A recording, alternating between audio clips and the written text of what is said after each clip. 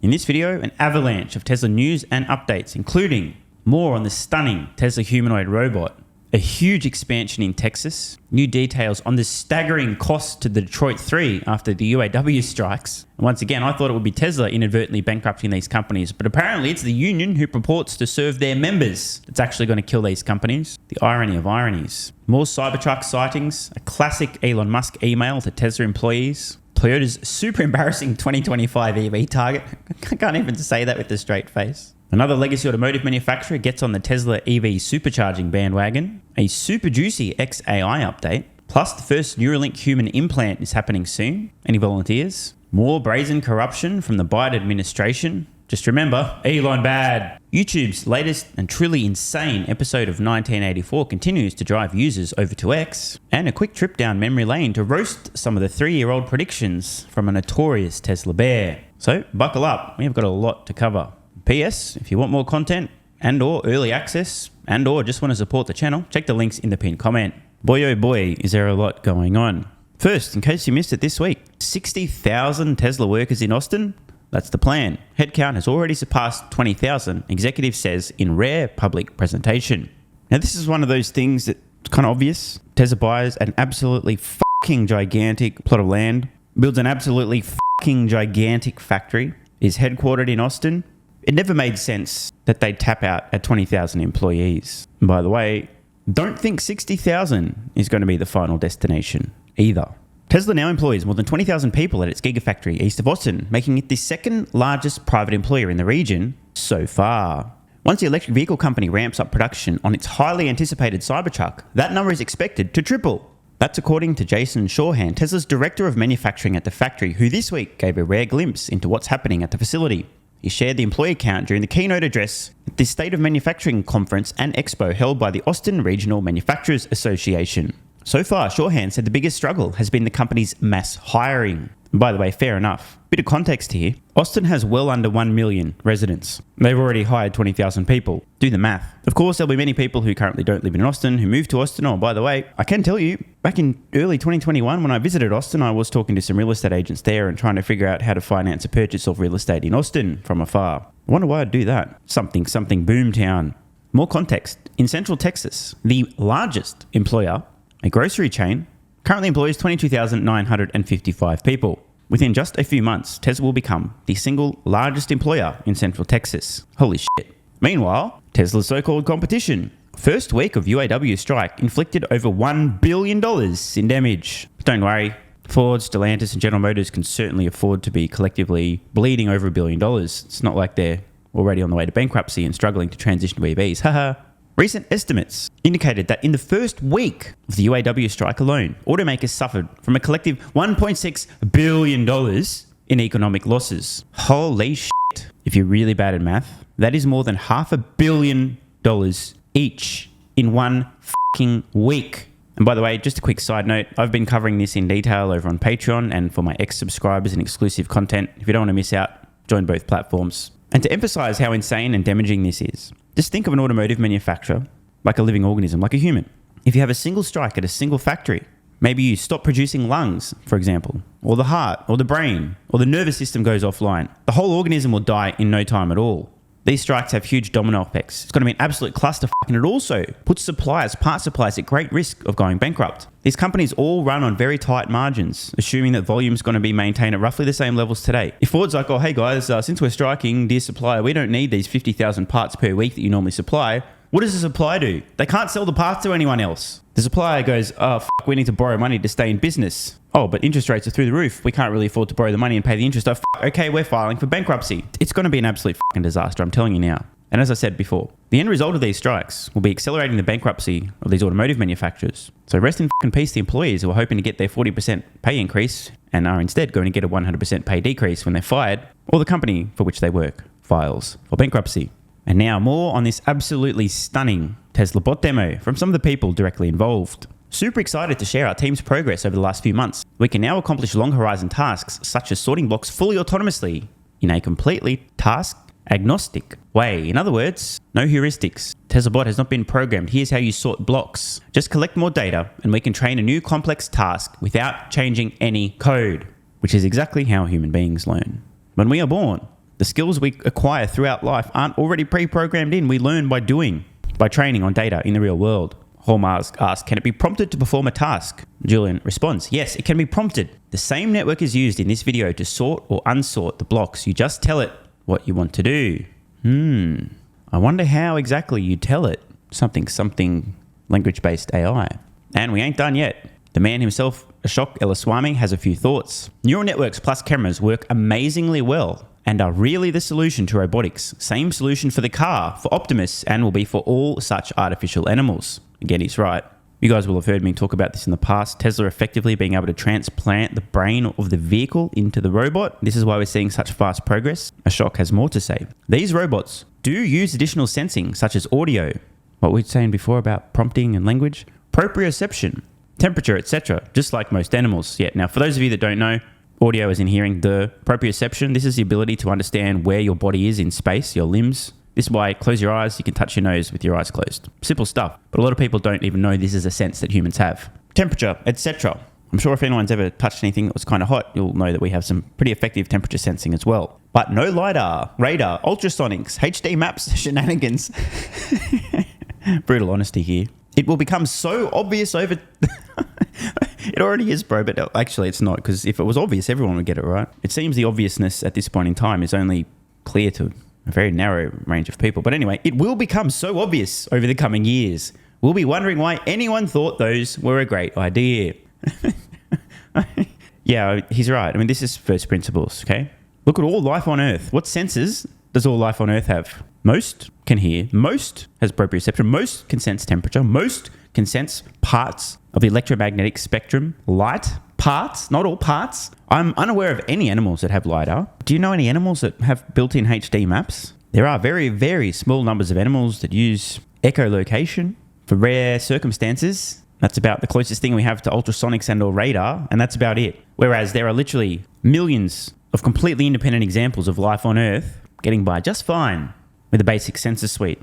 No LiDAR, no radar, no ultrasonics, no HD maps necessary. Isn't that crazy? And what I want to focus on is the fact that Ashok is saying this and he's right. It will become so obvious over the coming years. We'll be wondering why anyone thought those were a great idea. If I translate this, everyone currently pursuing anything using any of these sensors is fucked. That's a technical term for they're not going to make it. Meanwhile, the Cybertruck sightings continue throughout the United States, and everywhere they're seen, they are filmed, recorded, and uploaded to social media. I mean, it's hard not to notice these things wherever you go. And I challenge you, try to find a set of eyeballs anywhere when there's a Cybertruck driving around where those eyes are not locked on the vehicle. You'll be hard-pressed. To emphasize this point, how eye-catching these things are, here's a video. It's clocked up 2.2 million views on X in just a few days of a vehicle parked. Okay, a parked vehicle. A parked vehicle attracting this much attention. Why the fuck does that happen? Well, because it's a Cybertruck. And how can you not notice how epic this thing looks? I'm going to let this video play. You guys can understand, right? 2.2 million people give enough of a fuck about the Cybertruck leading up to its release that they've watched this video. It's not even moving. It's just parked on the side of the road. And no, it's not the wrap that's getting people excited. It's the Cybertruck itself. People are so excited to get a close-up look at this thing. Anything they've never seen before, a slightly different angle, an update, something. And there's many people, believe it or not, who still have not seen this thing, period. So they see this on X and think, what the fuck is that? This is the most bizarre looking thing I have ever seen in my life. As I've mentioned in the past, these things are rolling billboards. Look at the reaction of the people. It's like, what is this thing? I have to look at it. I need to see more. This is the point that I am making. When these things hit roads, it's game fucking over. Everyone who sees this is going to be like, what the fuck even is that? They'll find out, they'll look on the Tesla website, and maybe they don't like a Cybertruck. Maybe they end up buying a Model Y or a 3 or an S or an X, or eventually this thing grows on them and they end up buying the Cybertruck instead. There's already now in excess of 2 million reservations for the Cybertruck. 2 million. That's absolutely insane. And the more of these things that start hitting roads and work sites, the more of these kind of videos and reactions we are going to get. Don't underestimate the impact of Cybertruck. I came across this on X as well. I thought I'd share it. It's quite interesting. This was an email from Elon Musk. By the way, here are a few productivity recommendations. Excessive meetings are the blight of big companies and almost always get worse over time. Please get out of all large meetings unless you're certain they are providing value to the whole audience, in which case, keep them very short. Also, get rid of frequent meetings unless you are dealing with an extremely urgent matter. Meeting frequency should drop rapidly once the urgent matter is resolved. Walk out of a meeting or drop off a call as soon as it is obvious you aren't adding value. It's not rude to leave. It's rude to make someone stay and waste their time. And many of you will be familiar with this. It is an old email. Came across X and I thought it was well worth revisiting. Anyone watching work for a company where they've received a similar email telling you it's rude not to leave meetings unless you're adding value? I doubt it. Don't use acronyms or nonsense words for objects, software, or processes at Tesla. In general, anything that requires an explanation inhibits communication. We don't want people to have to memorize a glossary just to function at Tesla. Communication should travel via the shortest path necessary to get the job done, not through the chain of command. Any manager who attempts to enforce chain of command communication will soon find themselves working elsewhere. Let that sink in. A major source of issues is poor communication between departments. The way to solve this is to allow free flow of information between all levels. If in order to get something done between departments, an individual contributor has to talk to their manager, who talks to a director, who talks to a VP, who talks to another VP, who talks to a director, who talks to a manager, who talks to someone doing the actual work, then obviously this person is currently working at Volkswagen or Toyota or Ford or General... sorry, I misread that. Then super dumb things will happen. It must be okay for people to talk directly and just make the right thing happen. By the way, jumping in here, I'm having flashbacks to a job that I previously worked. I think it was my first or second day on the job. My boss invited me into his office for a talk because I had violated chain of command. You don't understand. That's not how we do things here. We've got a structure and a system. You can't just... At that point in time, I realized, fuck my life. Okay, well, I'm going to have to get out of here and start my own business. I can't deal with working for morons any longer. And that is exactly what I did. In general, always pick common sense as your guide. If following a company rule is obviously ridiculous in a particular situation, such that it would make for a great Dilbert cartoon, then the rule should change. An oldie but a goodie. And now, Toyota really aiming high here. Quote, Toyota says it aims to reach an annual global EV production output of 600,000 vehicles in 2025 and filing for bankruptcy shortly thereafter. Now think about this, ladies and gentlemen. Toyota today, on a good year, makes over 10 million vehicles. We're at the tipping point now. Just a few years from now, unless you have brain damage, you are not going to be buying an ICE vehicle. It's going to be much cheaper to buy an electric vehicle, and it's going to be much cheaper to own and operate an electric vehicle. It's going to be much safer. They're going to have better technology and features. Everything better. You literally need to have rocks in your head. Yet Toyota in 2025 are expecting approximately, wait for it, 6% of their vehicle production to be electric in 2025. Just 6%. Now, one way to think about this is, what percent of all vehicles sold in any market or even globally today are electric? And spoiler alert, more than 6% of all new vehicles sold on Earth today are already electric, and this is growing exponentially. And it's also true that if more electric vehicles are being produced, more would sell. There'd be an even larger slice of the market. And this is before we've really reached price parity in terms of sticker price for most vehicles in most regions. A couple of years from now, they'll be much cheaper to buy. We're going to be looking at 20, 25 plus maybe even 30% of all new vehicles sold. And this is Toyota's goal. Doesn't mean they're even going to achieve it. 600,000, that is it. So rest in peace, Toyota. Bit of context. Tesla's not far off producing that many electric vehicles per quarter already. I can guarantee you, in 2025, in a single quarter, Tesla will be producing dramatically more than 600,000 electric vehicles. The same year in which Toyota is hoping, at least claiming they're targeting 600,000 vehicles in a whole goddamn year. They're screwed. An update on Neuralink this week as well. Many people will have missed. The first human patient will soon receive a Neuralink device. This ultimately has the potential to restore full body movement. In the long term, Neuralink hopes to play a role in AI civilizational risk reduction by improving human to AI and human to human bandwidth by several orders of magnitude. Imagine if Stephen Hawking had this. Pretty awesome. A very, very interesting post on X from Elon this week as well. MidJourney will be releasing something significant soon. Now, last I recall, Elon Musk has literally nothing the to do with MidJourney, but he did recently start an AI company, and he also owns X, which has a large data stream of visual content. I wonder what's going on here. Spoiler alert, something. Now, for those that don't know, MidJourney is excellent and also the least fucking user-friendly product that has ever existed on planet Earth. I'm not even kidding. If you're somebody who already uses Discord, you probably spend like 30 hours a week gaming or more, then you'll be like, okay, what are you talking about, bro? No problem. But for somebody who's never used Discord before, who wants to use MidJourney, especially if they're not super tech savvy, good fucking luck. It's insane right now how difficult it is to use MidJourney. You need to send prompts through a Discord server, and to sign up for MidJourney for a premium account, you need to click some link in the Discord to go to some special page. It's an absolute cluster. You know what would be better? An app and a website where you can just go and have an account and start prompting there. So whatever is happening here, I've got a very strong suspicion that there's something between MidJourney and XAI coming soon, and apparently it's going to be significant. More news that broke this week. Jaguar has signed an agreement with Tesla to provide drivers of its next-gen EVs with access to Tesla's Supercharging network in the US, Canada, and Mexico. And all new Jaguars sold in the region from 2025 will have full integration of NACS. Welcome to the party, Jaguar. As I mentioned previously, the longer it takes companies to jump on board, the more they are in general. And this would be an awkward time to point out the insane amount of money the Biden administration intends on wasting by helping to fund non-Tesla EV charging networks, right? And I'm not even going to go there. Earlier this week, Musk also, commenting on one of the videos I posted early access to my subscribers, you've probably seen it on YouTube by now, Sandy Munro and John McElroy on Tesla's Trail of Destruction. Sandy Munro knows what he's talking about. Might be worth watching that video if you haven't seen it. Try and understand exactly what was Elon responding to. And now, more Elon bad. Very short clip covered on my exclusive content for subscribers. I can't even remember if it was Patreon or X. Create way too much content these days. Join both platforms. You'll never miss anything. Here's a little clip, just in case you missed it. General Garland, Elon Musk was a Democrat who admittedly supported Biden, but then he became a critic of the administration and exposed the censorship regime. Now, per public reports, the DOJ has opened not one but two investigations of Elon Musk. Mark Zuckerberg, on the other hand, spent $400 million in 2020 tilting the elections secretly for Democrats. No investigations whatsoever. To the American public, these look like mafia tactics. You pays your money, we look the other way. You get in our way, we punish you. The American public sees what these tactics are.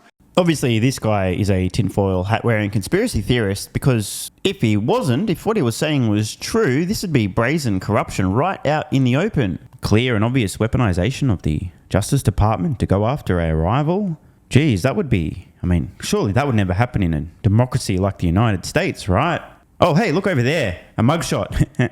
What? And now more drama. Oh, by the way, I'd just like to once again put this on the record. Hey, YouTube, go yourselves. YouTube suspends Russell Brand from making money off the streaming site after allegations of something that may or may not have happened. That's right, because today it's guilty until proven innocent. That's how it works. And truth be told, it's actually still guilty after proven innocent because, well, people read headlines, assume guilt, and then they don't hear years later that it turns out that nothing actually occurred. Now, I'm not making any comment on Russell Brand himself. This is a comment on justice, giving people a fair go, might be an Australian expression, and the presumption of innocence until proven guilty. How f***ing dare YouTube prevent a content creator from earning income on the platform because somebody said something may or may not have occurred, okay? This is f***ed up. Do you understand the incentive this creates? If you have an enemy and you want to rob them of their income, all you need to do is make allegations. Next minute, the absolutely f***ing insane morons at YouTube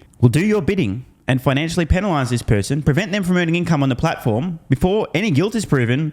Why? Well, because they are the arbiters of truth, the censorship overlords, and plus they never make mistakes about anything. This is terrible. The incentives that this creates. By the way, guys, if I keep creating content over the next few decades, this is probably going to happen to me at some time too. Can't fucking wait. So, as I posted, insanity. YouTube has lost the fucking plot. Make 1984 fiction again. Elon responds, he is not suspended on this platform. Innocent until proven guilty is a wise and fair maxim. Duh. Seriously, guys. Russell Brand is probably making multiple six figures per month at minimum from YouTube revenue, okay? More than $1 million a year, easily. It'd be way in excess of that, I suspect. He does a lot of numbers, right? I don't know the exact, but it's probably millions of dollars per month. And now, somebody claims something occurred, and as soon as this claim is aired, YouTube decides, oh, this guy's not earning money on our platform anymore. What the fuck? It's unconscionable. YouTube, go f*** yourselves. It's not your job to determine innocence or guilt. The precedent this creates is just horrifying. You would have thought these f***wits would have learned their lesson, right? Apparently not. Hey, YouTube, go f*** yourselves. And the reason I'm mentioning this, folks, YouTube is committing slow suicide. And over the long term, and it will take time, X is going to eat the lunch of YouTube because the majority of people don't want to live in a world modelled on 1984 with a ministry of truth, with censorship overlords, and this kind of insane overreach from power-hungry morons. How dare YouTube have the gall to rob this creator of his income based on nothing but an accusation? And finally, we are going to end on a more amusing note. This great post from the Short Shorts historian, excellent account by the way. A 3-year-old Gordon Johnson interview.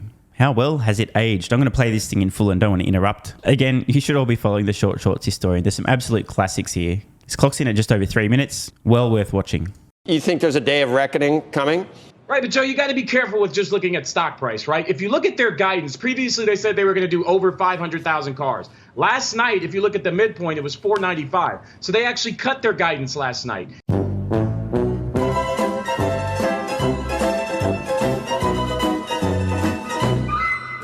Listen, Tesla's revenues, as you know, peaked essentially in the fourth quarter of 18.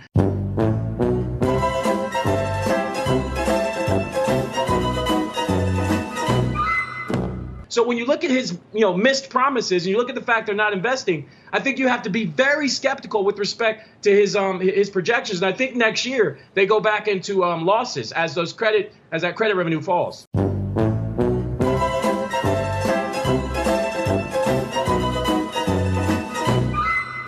And while people compare Tesla to Amazon, it's not Amazon. Tesla's more like AOL or BlackBerry. There's 46 new EVs hitting the market next year, 8 of which are coming from VW. And if you look at what VW said with respect to 300 gigawatt hours per year of battery capacity, that works out to about 4 million EVs they're planning to push out over the next 2 to 3 years.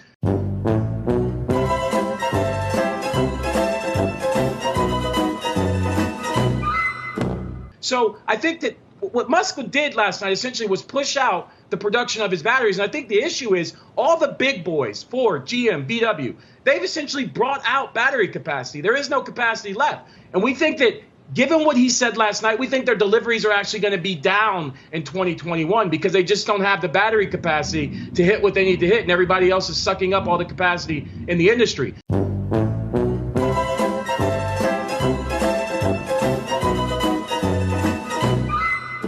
You're suggesting that next year for Tesla that they're going to have supply problems? That's the problem? Meaning there's going to be so much demand for this car and their problem is going to be supply? No.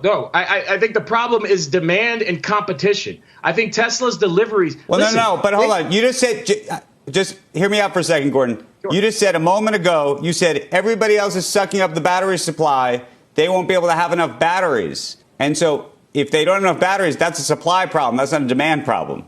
Right. No. What I meant by that is they're not going to be able to expand their capacity. Listen, the reality is they were roughly 70% utilized if you look at their 2Q shipments versus what they said their capacity is. So they're not even selling out their current capacity, despite the fact that they're ramping a 500,000 car per year facility in Germany and a multi-100,000 car facility in the U.S. There's not enough demand for their existing capacity. So the issue is not supply. They're not demand constrained or supply constrained. It's a demand problem, and it's competition next year that's really going to hurt them.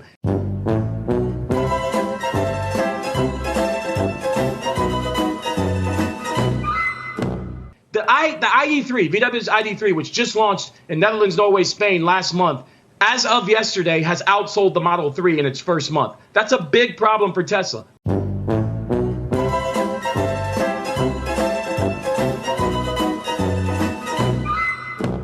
Man, I really wish I could short his opinions on Tesla. I'd be a quadrillionaire by now. What a massive week for Tesla. A huge update on the humanoid robot. Stay tuned for some research reports and a new note from Morgan Stanley about, call it 5 to 7 years from now, on the huge potential of a humanoid robot. A massive expansion for Tesla in Texas. And by the way, that won't be the last. The Detroit 3 losing a staggering $1.6 billion in week 1 of UAW strikes. I'm sure they'll be fine. It's not like the EV transition's going to be brutal and expensive, and they're probably doomed anyway, so who cares if the strikes last any longer? It's not going to bankrupt them. Cybertruck continues to do ridiculous numbers on social media, once again proving the thesis that this thing really is a billboard on wheels and will sell so many Tesla vehicles, not just Cybertrucks, but vehicles in general. It's absurd. Remember, there are now over 2 million reservations for this thing. So much for being an ugly doorstop on wheels that no one with a brain would buy. Toyota, once again, confessing out loud they intend on going bankrupt well before the decade's done. 600,000 EVs in 2025. 6% of all production in 2025. Better late than never for Jaguar finally jumping on board the Supercharging bandwagon. Something seems to be brewing between XAI and MidJourney. First Neuralink implant in a human happening soon. The squeaky clean Biden administration continues to prove that there's no such thing as corruption in the United States, and it's unheard of that politicians would weaponize justice departments to attack their rivals. It's just a coincidence with the Department of Justice investigations coming after Elon Musk and his companies. YouTube continues to drive traffic toward X. Well done, you morons. And Gordon Johnson's flawless track record of Tesla-related comments and predictions continues. I wish I was half as competent as Gordon. If only. Athletic Greens AG1 has given me a massive, meaningful boost in energy, allowing me to do a lot more every day, including using my brain more and using my body more. I highly recommend you guys and girls check it out. Athletic Greens AG1 is an excellent way to fill in nutritional gaps. It's got 75 high-quality vitamins, minerals, and whole food source nutrients, plus prebiotics and probiotics and digestive enzymes and adaptogens to help you deal with stress. Plus, if you click the link in the pinned comment or head to drinkag1.com/SMR, you can get yourself a 1-year free supply of vitamin D3 and K2. But don't take my word for it. Here's what some of you guys and girls have to say. AG1 has changed my life.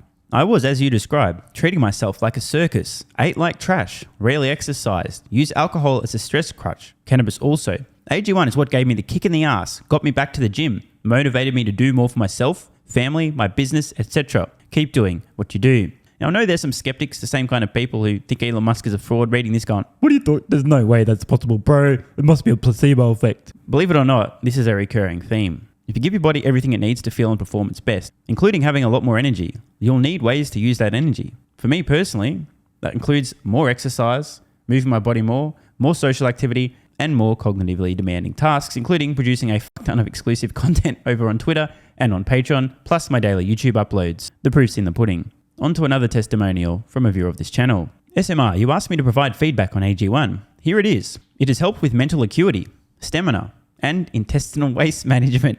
Can't read between the lines. It certainly helps with regularity and digestion. That's what the digestive enzymes are for. It has also dramatically reduced my cravings for sugar. You guys need to stop eating sugar. It's fucking poison. I'm 50, 5'9", and overweight, aka a fat motherfucker. I think that's a technical term for overweight, isn't it? Is it fat motherfucker or obese? I can't remember. I average 100 hours a week in the West Texas oil fields as a safety supervisor. Jesus Christ, dude. No wonder you're struggling to keep your weight under control. 100 hours a week. Brutal. It has helped me lose weight. It is not an appetite suppressant. It can help fat people suppress cravings, and motivation to be healthier is critical for changing your diet. Love you, brother. Again, this is a great point and something people really don't seem to grasp. If you have more energy, everything becomes easier. It's like turning on easy mode for life. A few years ago, before I was taking AG1, my health was trash. I was struggling to get through the day, had afternoon fatigue. The last thing I wanted to do was either use my brain or move my body. Didn't have the energy. Now, my biggest struggle every day is figuring out ways to use that energy. I'm exercising way more, doing a lot more with my friends and family, and of course, my work output has increased substantially. And you can fact check me.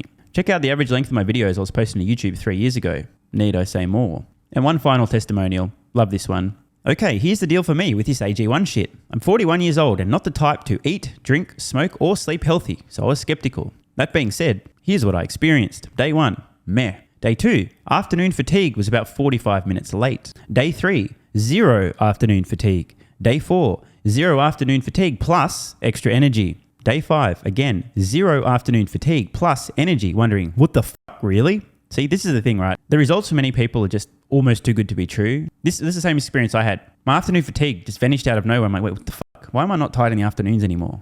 Surely, it's not that AG1, is it? Turns out it was. Day 6 and 7, same thing. Day 8, same thing. Plus, I had the want to get things done around the house that I normally would slack off and not get done. Again, the point, extra energy, you'll need to use it, you'll find ways to use it. Day 9, 10, and 11, and today is day 12.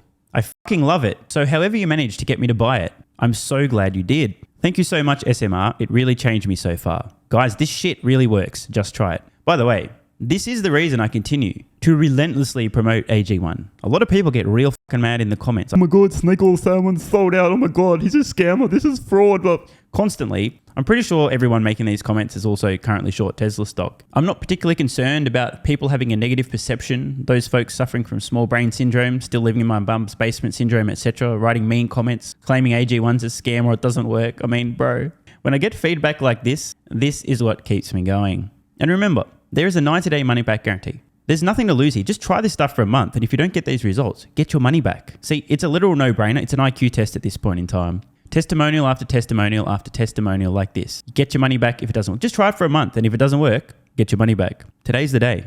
It's finally time. Be like this guy who was a massive skeptic, but finally, after 1,000 promotions in a row, caved in, tried AG1, and has results like this. Head to drinkag1.com/SMR or click the link at the pinned comment and please let me know how you're feeling in a few weeks' time. Now, if you'll excuse me, time to put my extra energy to good use. I'll be recording some more exclusive content for Patreon and my Twitter subscribers. So click the links in the pinned comment. See you over on Twitter and or Patreon, and don't forget to grab your AG1. Love ya.